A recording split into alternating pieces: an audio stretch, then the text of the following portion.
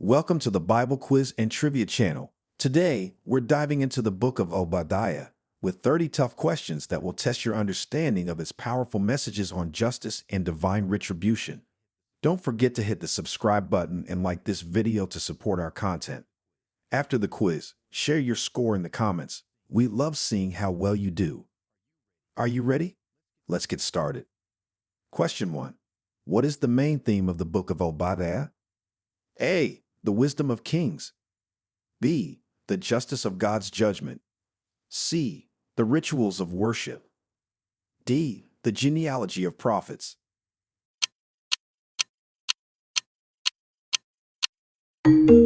Answer: B. The justice of God's judgment. The main theme of the Book of Obadiah is the justice of God's judgment. Obadiah focuses on how God will judge the nation of Edom for their pride and violence against their brother nation, Israel, underscoring the certainty and fairness of divine retribution. Question 2. Against which nation is Obadiah primarily prophesying? A. Babylon. B. Edom. C. Egypt. D. Assyria.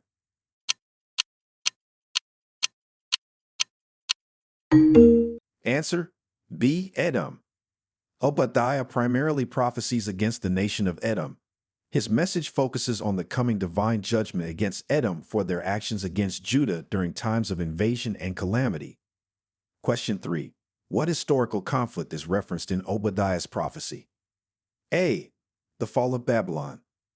B. The exodus from Egypt. C. The siege of Jerusalem. D. The battle of Jericho.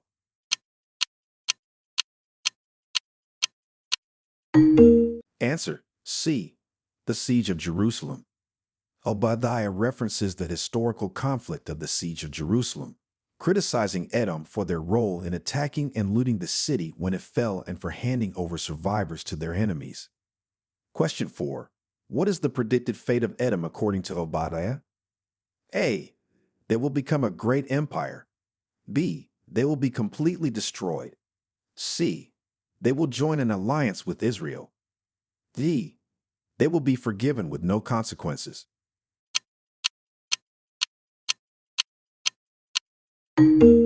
Answer: B. They will be completely destroyed. According to Obadiah, the predicted fate of Edom is complete destruction. Obadiah prophesies that Edom will be brought down and humbled, with no survivors from the house of Esau because of their violence against their brother Jacob, Israel. Question 5. How does Obadiah describe the pride of Edom? A. As insignificant. B. As justifiable. C. As excessive and leading to their downfall. D. As a positive trait.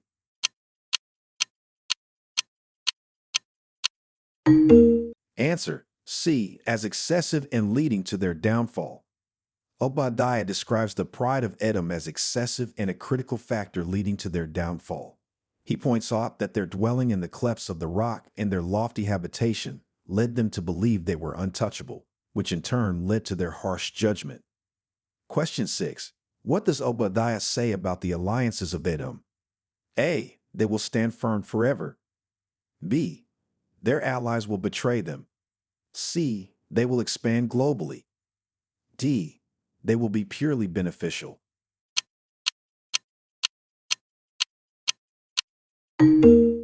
Answer: B. Their allies will betray them. Obadiah says that the alliances of Edom will end in betrayal. He prophesies that the very nations Edom felt secure with would set a trap for them, leading to their capture and defeat. Question 7. What metaphor does Obadiah use to describe Edom's downfall? A. Like a tree cut down to its roots. B. Like a lion overtaking its prey. C. Like an eagle falling from the sky. D. Like a thief in the night.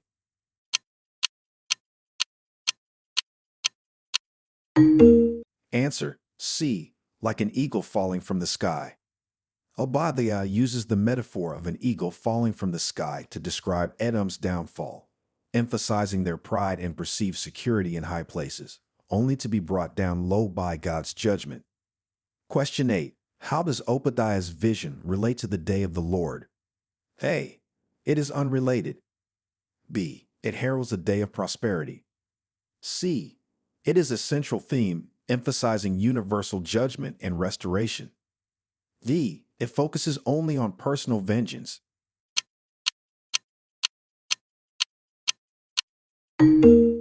Answer: C. It is a central theme emphasizing universal judgment and restoration. Obadiah's vision strongly relates to the day of the Lord, emphasizing it as a time of universal judgment and restoration. This day will not only affect Edom but all nations, as God rights wrongs and establishes his kingdom. Question 9. What are the implications of Obadiah's prophecy for the house of Jacob? A. Continued exile without return. B. Restoration and possession of their lands. C. Complete abandonment by God. D. Loss of all historical heritage.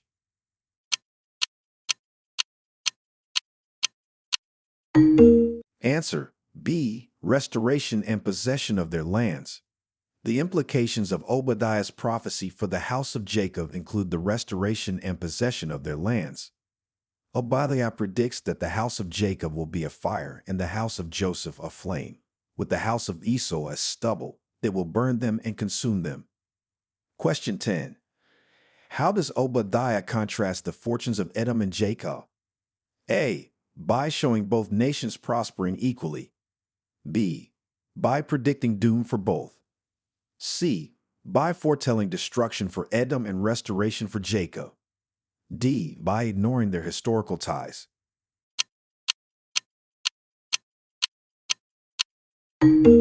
Answer: C. By foretelling destruction for Edom and restoration for Jacob.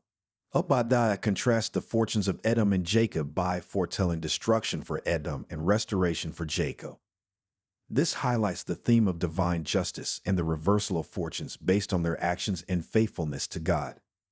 Question 11. What specific sins of Edom does Obadiah highlight? A. Economic prosperity. B. Diplomatic successes. C. Violence against Jacob and gloating over their distress. D. Religious observances.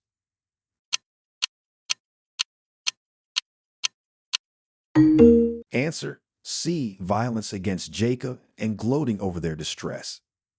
Obadiah specifically highlights Edom's sins of violence against their brother Jacob, Israel, and gloating over their distress during times of invasion and calamity. These actions are condemned as particularly egregious given their shared familial ties. Question 12. How does Obadiah describe the ultimate justice against Edom? A. As delayed indefinitely. B. As swift and complete. C. As minor and inconsequential. D. As negotiable.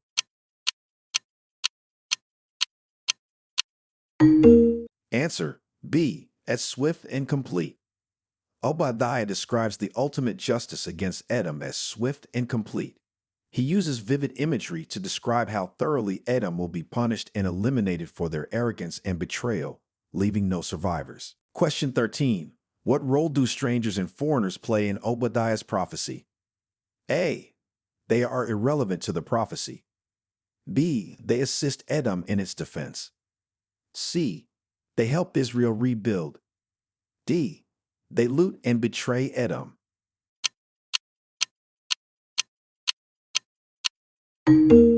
Answer: D. They loot and betray Edom.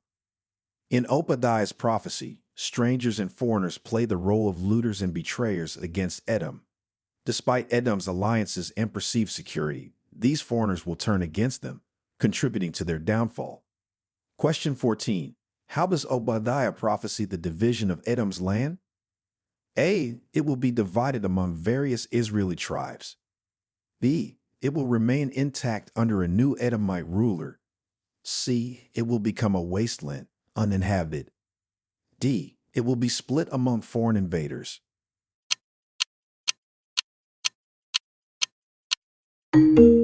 Answer: A. It will be divided among various Israeli tribes. Obadiah prophesies that Edom's land will be divided among the various Israeli tribes, indicating a reversal of fortunes where the lands once controlled by Edom will be reclaimed by Israel as part of their restoration and God's judgment against Edom. Question 15. What does Obadiah predict about the survivors of Edom? A. They will thrive and repopulate swiftly. B. There will be no survivors. C. They will become leaders in Israel. D. They will be exiled far from their homeland.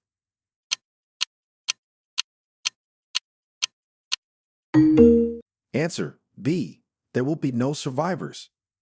Obadiah predicts that there will be no survivors from Edom. This stark prophecy underlines the complete and utter destruction that awaits Edom as divine retribution for their sins against Israel and their pervasive pride and violence. Question 16.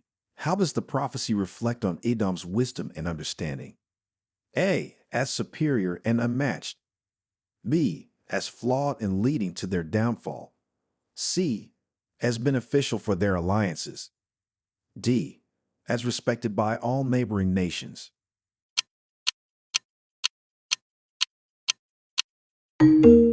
Answer B. As flawed and leading to their downfall. Obadiah reflects on Edom's wisdom and understanding as flawed, contributing directly to their downfall.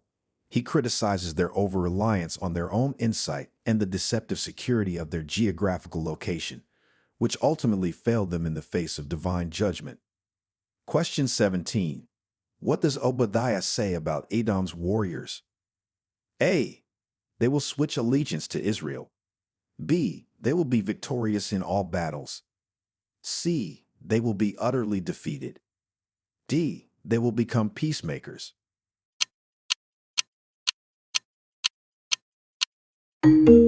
Answer C. They will be utterly defeated. Obadiah states that Edom's warriors, despite their might, will be utterly defeated. This complete military defeat underscores the totality of Edom's fall and the futility of resisting God's judgment. Question 18. How is the sovereignty of God emphasized in Obadiah? A. By showing God as passive in worldly affairs. B. By depicting God's direct intervention in human conflicts. C. By suggesting that God needs human help. D. By limiting God's influence to spiritual matters only.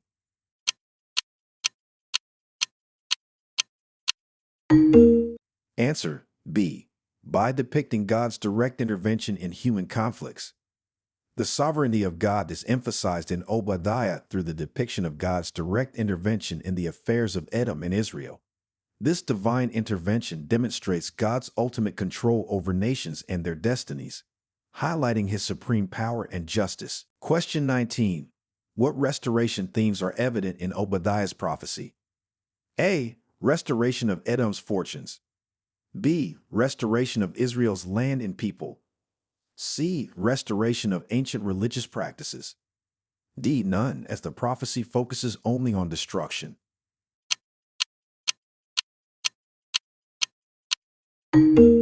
Answer B. Restoration of Israel's land and people.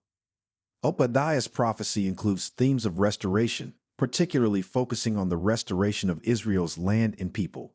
He foretells that the territories once occupied by Israel will be reclaimed and the people will return, signifying a reversal of their misfortunes. Question 20. How does Obadiah address the issue of betrayal among brothers? A. It is celebrated as cunning. B. It is ignored as insignificant. C. It is condemned as one of Edom's gravest sins. D. It is encouraged to achieve power.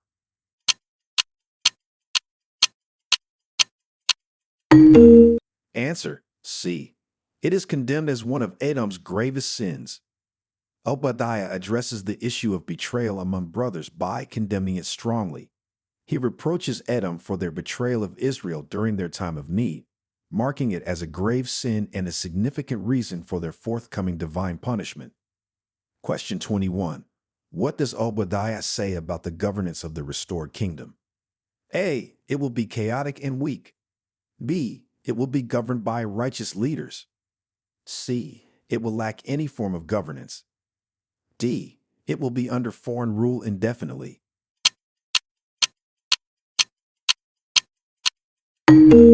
Answer B. It will be governed by righteous leaders. Obadiah indicates that the restored kingdom will be governed by righteous leaders, specifically mentioning that saviors will ascend Mount Zion to judge the mountains of Esau, thereby establishing justice and leadership grounded in God's laws. Question 22. How does Obadiah's message integrate with the broader prophetic tradition? A. It completely deviates from other prophetic messages. B. It complements other prophecies with its focus on justice and divine retribution. C. It only addresses the past, unlike other prophets. D. It denies the relevance of prophecy.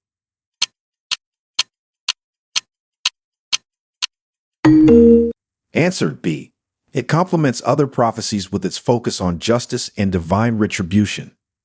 Obadiah's message integrates with the broader prophetic tradition by complementing other prophecies, focusing on themes of justice, divine retribution, and the moral responsibilities of nations. This alignment shows the consistency in God's message delivered through different prophets. Question 23. What literary devices does Obadiah use to convey his message? A. Modern narrative techniques. B. Simple, direct statements without imagery. C. Imagery, metaphors, and symbolic representations. D. Complex scientific explanations.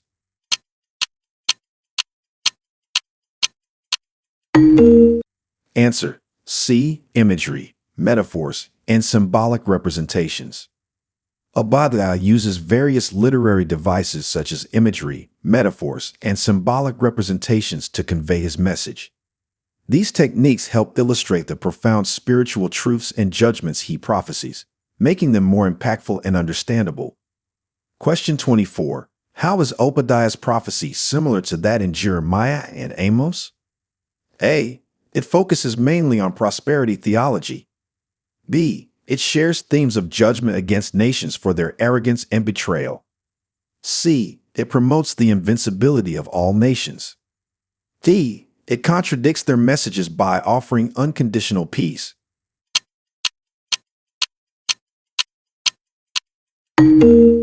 Answer B. It shares themes of judgment against nations for their arrogance and betrayal. Obadiah's prophecy is similar to those found in Jeremiah and Amos in that it shares themes of divine judgment against nations for their arrogance, violence, and betrayal. This common focus underscores a recurring prophetic concern with justice and accountability. Question 25. What is the length of Obadiah's book and its significance? A. It is the longest book in the Bible, showing the depth of Edom's sins. B. It is the shortest book in the Hebrew Bible, emphasizing brevity and focus. C. It is of average length, balancing narrative and prophecy. D. It is fragmented into many parts, reflecting historical discontinuity.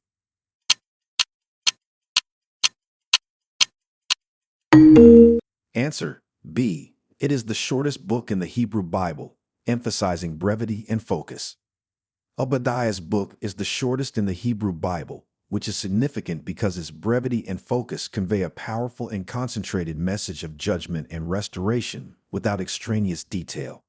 This underscores the directness and urgency of this prophetic message. Question 26.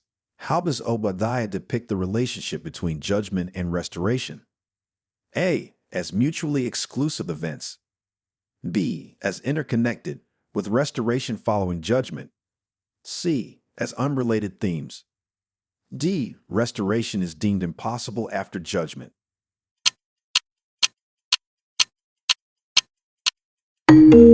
Answer: B. As interconnected, with restoration following judgment. Obadiah depicts the relationship between judgment and restoration as interconnected. He prophesies that following the divine judgment against Edom and other nations, there will be a period of restoration for Israel. This shows a pattern of consequence followed by renewal, typical of prophetic literature. Question 27. What specific events in Edom's history does Obadiah allude to? A. Their alliances with ancient empires. B. Their participation in trade routes. C. Their role in the attack on Jerusalem. D. Their establishment as a cultural center.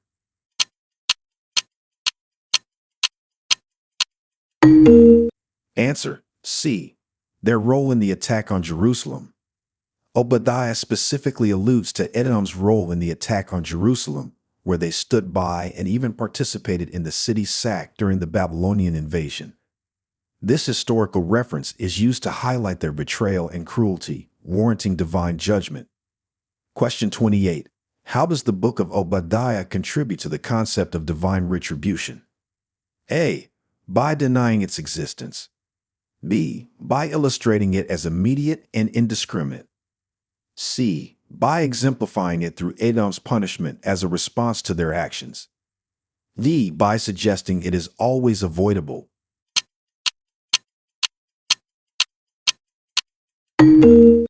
Answer: C. By exemplifying it through Edom's punishment as a response to their actions. Obadiah contributes to the concept of divine retribution by exemplifying it through the specific punishment of Edom, which is portrayed as a direct response to their sins and atrocities. This serves as a case study in how divine justice operates in a measured and responsive manner. Question 29. What eschatological elements can be found in Obadiah? A. Descriptions of a new universe. B. Predictions of endless wars. C. Visions of the day of the Lord and final judgment. D. Details of technological advancements.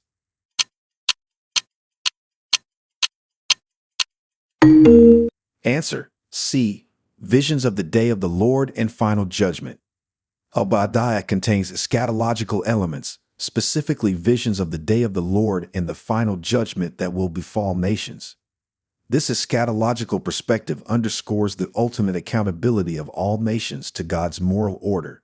Question 30. How does Obadiah convey the theme of God's kingdom? A. By denying its relevance. B. By depicting its establishment over all nations. C. By limiting its influence to Israel. D. By focusing solely on earthly kingdoms.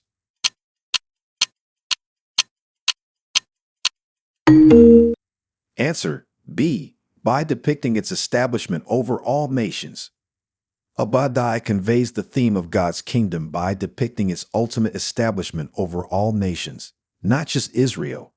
This universal kingdom reflects God's sovereignty and the fulfillment of divine promises of justice and restoration for all who are faithful.